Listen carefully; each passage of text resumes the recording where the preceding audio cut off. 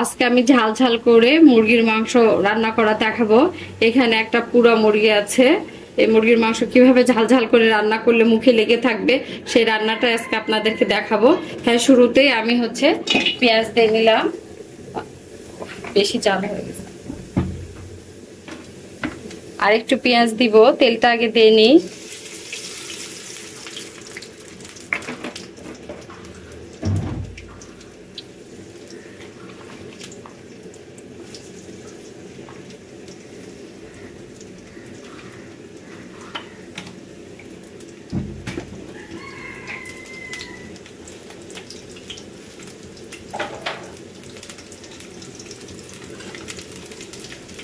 পেঁয়াজটা ভেজে নিতে নিতে আমি মশলাটা আস্তে আস্তে করে দিয়ে নিব।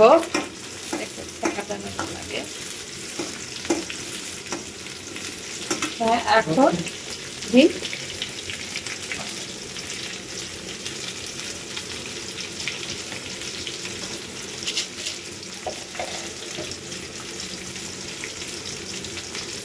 কালো এলাচ দিব 2টা, সাদা এলাচ দিব 2টা।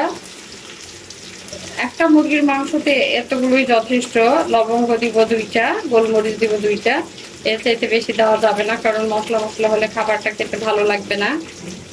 মুরগি এই যে মশলা দিয়ে নিচ্ছি।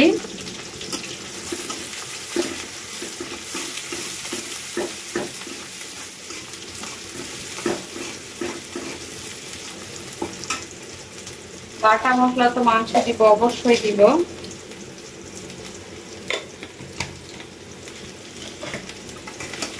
ভাজা হইতে হইতে আমি বাটা মশলাটা দিব। এখন বাটা মশলাটা এখন দেওয়া যাবে না, কারণ পেঁয়াজের মধ্যে দিলে ধরে যাবে। এটা আমি যখন পানি দিয়ে মশলাটা কষায় নিব সেই সময় দিব। অনেকটা তেজপাতা দিতে হবে। মাংসর মশলাগুলো যদি মাপ মতো দেওয়া যায় তাহলে অনেক টেস্টি হয় মাংস।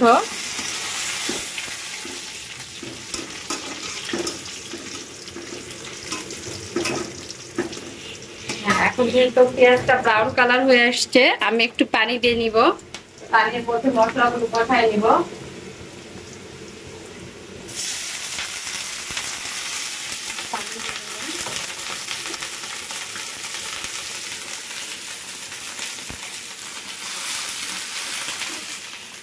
এক্সস্ট ফ্যানটা দাও তো খালা।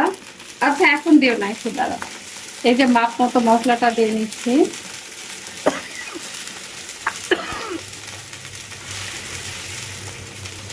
এখন আর তেল ছিটছিল না, একটু তেল পানি পড়ছিল, যার জন্য তেল উঠতে যাচ্ছিল।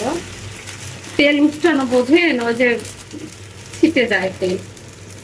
আমি যেহেতু বলেছি ঝাল ঝাল করে মুরগি মাংস রান্না করব, এই জন্য 2 চামচ গুঁড়া মরিচ দিলাম। এখন হলুদ দিব মাপ মতো। 1 চামচ হলুদ গুঁড়া দিচ্ছি। হ্যাঁ, এনাফ, হলুদ বেশি দেওয়া যাবে না। এখন লবণ দিব স্বাদ মতো। লবণটা দিয়ে দিচ্ছি 1 চামচ। লবণটা একটু কমই দিতে হয়, কারণ লবণ যদি পরে লাগে তাহলে আমরা আবার দিতে পারবো। কারণ বেশি হয়ে গেলে তো তখন সমস্যা। এখন আমার মশলাটা একদম তেলের উপর এলে আমি মুরগিটা দিয়ে দিব। দেখেন, এভাবে আপনারা রান্না করবেন, দেখেন ঝাল ঝাল করে মুরগির মাংস খেতে অনেক টেস্ট। মশলাটা একদম তেলের উপর এলে মুরগির মাংসটা ঢেলে দিব।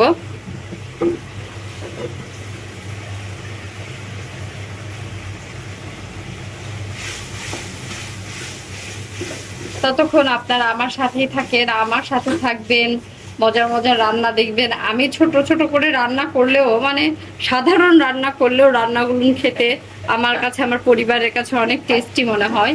আর সর্বোপরি আমি যেটা খুব অল্প মশলায় রান্না করি, এটা স্বাস্থ্যের জন্য অনেক ভালো, পেটের জন্য অনেক ভালো।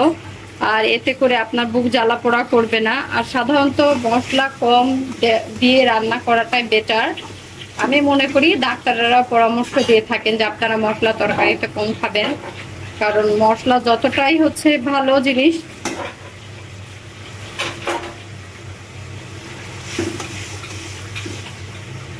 ততটা আবার শরীরের জন্য খারাপ। যাই হোক, আমার মশলাটা প্রায় তেলের উপর চলে আসছে। এখন আমি আস্তে আস্তে করে মুরগিটা ছেড়ে দিব, দিয়ে এই তেলের মধ্যে মুরগিটা কষায় নিব। মাংসটা ছেড়ে দিচ্ছি মুরগির।